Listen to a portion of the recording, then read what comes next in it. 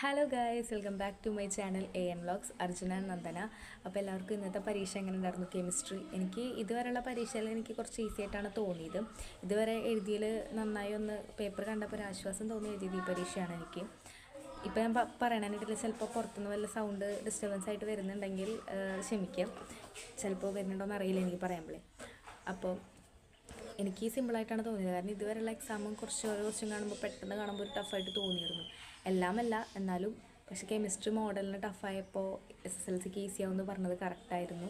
എനിക്ക് ഈസി ആയിട്ടാണ് തോന്നിയത്. നല്ല അടിപൊളിയായിരുന്നു. പിന്നെ അവസാനം 7th ചാപ്റ്റർ, 6th ചാപ്റ്ററിനും രണ്ടും കൂടി മിക്സായിട്ട് മാച്ച് ദ ഫോളോവിങ് വന്നില്ലേ, അതാണ് എനിക്ക് ഏറ്റവും ഇഷ്ടമായത്. കാരണം ആ ക്വസ്റ്റ്യൻ ഏറ്റവും സിമ്പിളായിട്ടുള്ള എഴുതാൻ പറ്റിയത്.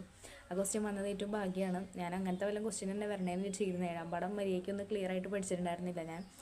അത് കാരണം എനിക്ക് അങ്ങനത്തെ വല്ലതും വന്നാൽ മതി എന്ന് വെച്ചാൽ. അപ്പോൾ അതാകുമ്പോൾ നമുക്ക് ഇങ്ങനെ ഓരോ സംഭവങ്ങൾ കാണാണ്ട് പഠിച്ച് വെച്ചിട്ടുണ്ടായിരുന്നില്ല ഞാൻ. ഇങ്ങനെ കണ്ടു കഴിഞ്ഞാൽ മനസ്സിലാവും അഡീഷൻ, സബ്സ്റ്റിറ്റ്യൂഷൻ ഇതൊക്കെ ഏതാണെന്നൊക്കെ. അങ്ങനത്തെ വരണേന്ന് വെച്ചിരുന്നത് കറക്റ്റായിട്ടത് വന്നു ഭാഗ്യത്തിന്. അത് കാരണം രക്ഷപ്പെട്ടു. ഓരോന്ന് എഴുതാൻ പറഞ്ഞിട്ട് വരണതാണെങ്കിൽ എനിക്ക് കിട്ടില്ലായിരുന്നു. പിന്നെ 2 മാർക്കിൻ്റെ അങ്ങനത്തെ ഒരു ചോദ്യം വന്നിട്ടുണ്ടായിരുന്നു എഴുതാൻ പറഞ്ഞിട്ട്. 7th ചാപ്റ്ററിൽ നിന്ന് വന്നിട്ടുണ്ടായിരുന്നു. അത് ഞാൻ എൻ്റെ ഊഹം അനുസരിച്ച് എന്തോ എഴുതി വെച്ചിട്ടുണ്ട്.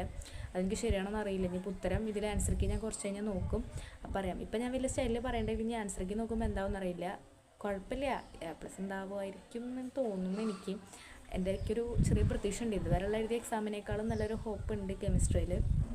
അപ്പോൾ അങ്ങനെയൊക്കെയാണ് എനിക്ക് ഈസിയായിട്ടാണ് തോന്നിയത്. പിന്നെ എനിക്ക് ആ GMM മറ്റേ 2nd ചാപ്റ്ററിലത്തെ കണക്ക്, 2nd ചാപ്റ്റർ ഞാൻ ക്ലിയർ ആയിട്ട് നോക്കിയിട്ടുണ്ടായിരുന്നില്ല. രാവിലെ ഇരുന്ന് പെട്ടെന്ന് വായിച്ചിട്ട് പോകുന്നതാണ്. അപ്പോൾ അത് കാരണം 2nd ചാപ്റ്ററിലത്തെ ആ ഒരു സംഭവം ഞാൻ ക്ലിയർ ആയിട്ട് എഴുതിയിട്ടില്ല. പിന്നെ എനിക്ക് 1:2, 2:2 രണ്ടെണ്ണം തന്നിട്ട് ഏകദേശം കറക്റ്റായിട്ടുള്ളതെന്ന് ചോദിച്ചിട്ടുണ്ടായിരുന്നില്ലേ, അതിലെനിക്ക് തെറ്റി. ഞാൻ മുകളിലത്തെ എഴുതി വെച്ചു 3D അവസാനം വരുന്നത്. അതും ഞാൻ ക്ലിയർ ആയിട്ട് നോക്കാത്തതിൻ്റെ ഒരു പ്രശ്നം ഉണ്ടായത്. പിന്നെ ഓക്സിഡേഷൻ കണ്ടുപിടിക്കുന്നത് തെറ്റിന്ന് തോന്നുന്നുണ്ട്. അങ്ങനെയൊക്കെ കുറച്ച് അവിടെ ഇവിടെ തെറ്റിയിട്ടുണ്ട്. ഭഗവാനെ 4 മാർക്ക് പോയാൽ മതി.